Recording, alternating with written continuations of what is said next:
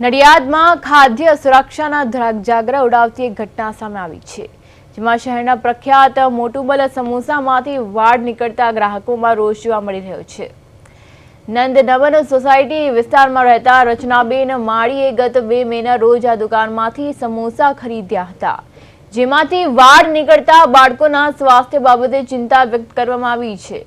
જાગૃત મહિલા ગ્રાહકે આ મામલે ફૂડ એન્ડ ડ્રગ્સ વિભાગમાં લેખિત ફરિયાદ નોંધાવી કડક કાર્યવાહીની માંગ કરી છે। ગ્રાહકનો આક્ષેપ છે કે પ્રખ્યાત હોવા છતાં અહીં સાફ સફાઈનો અભાવ છે અને લોકોના સ્વાસ્થ્ય સાથે ખુલ્લેઆમ ચેડા થઈ રહ્યા છે। તંત્ર દ્વારા આ ફરિયાદના આધારે આગામી સોમવાર સુધીમાં તપાસ કરી કાયદેસરની એક્શન લેવાની ખાતરી આપવામાં આવી છે।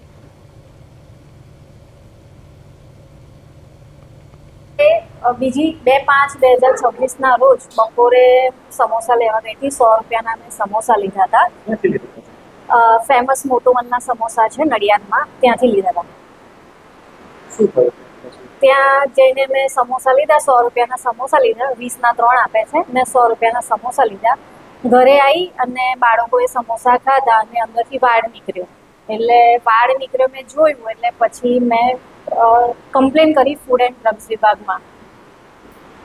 બસ ત્યાંથી એમણે કીધું કે તમારી કમ્પ્લેન લઈ લીધી છે અને સોમવારે એની માટે એક્શન લેવામાં આવશે। શનિવાર હતો એટલા માટે। હવે ભૂલ થઈ છે અમારી ભૂલ છે, અમે સ્વીકારીએ છીએ કે અમારી ભૂલ થઈ ગઈ છે। રેર કેસમાં આવું થાય છે, પણ જાણી જોઈને અમે નાખવાનો પ્રયાસ તો કર્યો નહીં હોય। અમે અમારા 35 વર્ષથી અમે ચલાવી છે વેપાર, એની અંદર આ સુધી ક્યારે બન્યું નથી, બની ગયું છે એ અમારી ભૂલ છે, અમે ભૂલ સ્વીકારીએ છીએ।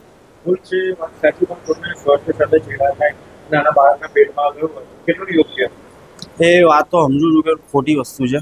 હવે જે તમે પણ હોટલમાં છો, તમે માથામાં કેપ પહેરો, એટલે હું તો હમણાં જ આવ્યો હતો, એના કારણે બહાર ગયો, હમણાં આવ્યો।